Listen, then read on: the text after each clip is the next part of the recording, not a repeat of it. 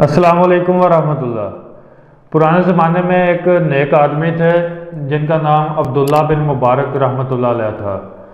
وہ مرو شہر میں رہتے تھے۔ خراسان کا ایک شہر تھا، مرو اس کا نام تھا، اس میں رہتے تھے۔ تو ان کے جو والد ہیں المبارک، ان کا ایک باغ تھا وہاں اسی شہر میں۔ تو وہ جو باغ ہے ان کا، وہ انہوں نے اپنے بیٹے کو دے دیا۔ یہ جو عبداللہ بن مبارک رحمۃ اللہ علیہ تھے، ان کو دے دیا۔ ان کی بہنوں کو کچھ حصہ نہ دیا، ان کی بہنیں بھی موجود تھیں۔ تو جب وہ انہیں دے دیا گیا تو بعد میں جب یہ جوان ہوئے اور انہوں نے تعلیم حاصل کی، انہوں نے علماء کی مجلسوں میں سیکھا، علم سیکھا، تو اس کے بعد جب انہیں ساری چیزوں کا پتہ چلا، وراثت کے علم کا بھی پتہ چلا، اسلام کا، تو پھر انہوں نے آ کے اپنی بہنوں سے کہا کہ آپ کا بھی حصہ بنتا ہے، جو باغ مجھے ملا تھا اس میں آپ کا بھی حصہ ہے۔ ہمارے والد نے وہ غلط کیا تھا کہ اس نے سارا باغ مجھے دے دیا تھا، تو کہتے ہیں کہ اس میں آپ کا بھی حصہ ہے۔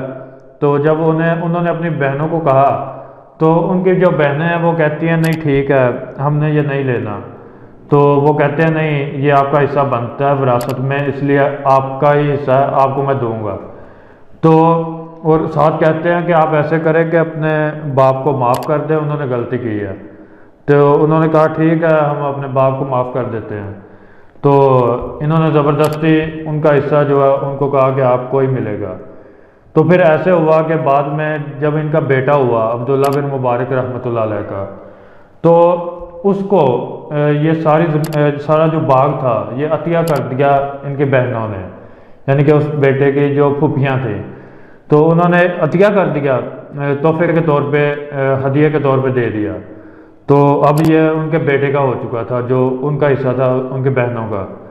تو بعد میں ایسے ہوا کہ جو ان کا بیٹا تھا وہ فوت ہو گیا۔ تو جب وہ فوت ہو گیا تو وہ جو حصہ بیٹے کو ملا ہوا تھا، سارا باغ تھا، تو وہ دوبارہ انہی کو مل گیا، عبداللہ بن مبارک رحمۃ اللہ علیہ کو۔ تو اس طرح سے ان کے سر سے بوجھ بھی اتر گیا، انہوں نے دے بھی دیا تھا، حصہ بھی دیا تھا، جو کہ بہتر عمل تھا، جو کہ حق بنتا تھا ان کی بہنوں کا، تو دیا تھا، لیکن دوبارہ ان کو باغ پورے کا پورا مل گیا۔ تو یہ اللہ کی طرف سے انہیں دنیا میں یہ انعام مل گیا، حالانکہ آخرت میں انہیں ثواب اجر ملنا تھا اس کا کہ انہوں نے اس غلطی کو درست کیا تھا جو کہ ان کے والد نے کی تھی۔ تو یہ تھا اس نیک آدمی کا طریقہ کار جو کہ ہر مسلمان کا ہونا چاہیے۔ آپ نے دیکھا ہوگا کہ اکثر لوگ خود کو مسلمان بھی کہتے ہیں اور بہت پکا مسلمان کہتے ہیں، جو کہ کہتے ہیں کہ ہم بڑے نیک ہیں، متقی ہیں، اچھے اعمال بھی کرتے ہیں، نمازیں بھی بڑی پڑھتے ہوتے ہیں، لیکن ان کو آپ دیکھ لیں کہ ان میں بھی یہ چیز پائی جاتی ہے کہ وہ کسی نہ کسی طرح بہنوں کو یہ باور کرائیں گے، کسی نہ کسی طرح ان تک یہ بات پہنچا دیں گے کہ آپ نے ہمیں معاف کر دینا ہے، جو آپ کا حصہ بنتا ہے آپ نے معاف کر دینا ہے، تاکہ سارے کا سارا حصہ بیٹے کو ہی ملے۔ یہ ہمیشہ سے ایسے ہوتا ہے، والدین تربیت ہی اسی طرح کرتے ہیں، بچپن سے ہی بیٹیوں کو سمجھاتے ہیں کہ بہنیں جو ہوتی ہیں وہ اپنا حصہ بھائیوں کو دے دیتی ہوتی ہیں، تو پھر اسی طرح کیا جاتا ہے، کیونکہ وہ بیٹیوں نے بچپن سے وہی سنا ہے، تو کیسے ایسا کر سکتی ہے کہ وہ ان کو کہیں کہ ہمارا حصہ ہمیں دیں، کیونکہ ظاہر ہے ایک وہ توہین والی بات ہوتی ہے کہ وہ ان کی عزت کم ہو جائے گی کہ اگر وہ کہہ دیں گے کہ حصہ ہم نے لینا ہے۔ اور ایسے ہوتا بھی ہے،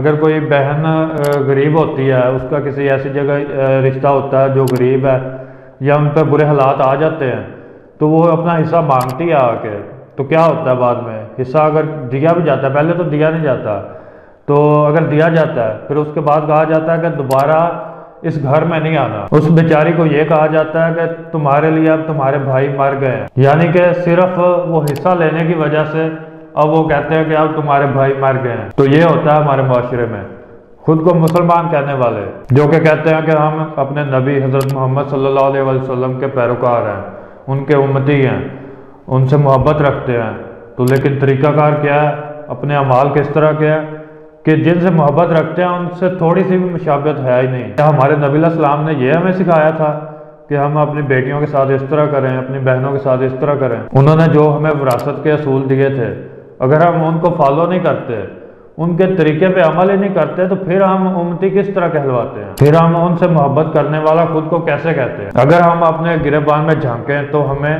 شرمندہ ہونا چاہیے کہ جو ہمارے اعمال ہیں، ہم تو ان سے نسبت رکھنے کے قابل ہی نہیں ہیں۔ تو یہ ہمارے معاشرے کا حال ہے، ایک مسلمان معاشرے کا حال ہے، اس چیز پہ ہمیں غور کرنا چاہیے۔ تو یہ جو واقعہ میں نے بیان کیا، اس میں یہ بات ہمیں سمجھ آتی ہے کہ ایک صحیح مسلمان بندے کا کیا طریقہ ہوتا ہے۔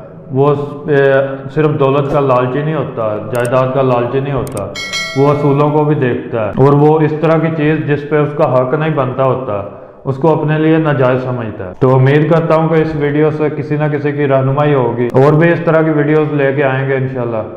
تو نیکسٹ ویڈیو کے ساتھ ملیں گے۔ السلام علیکم ورحمۃ اللہ۔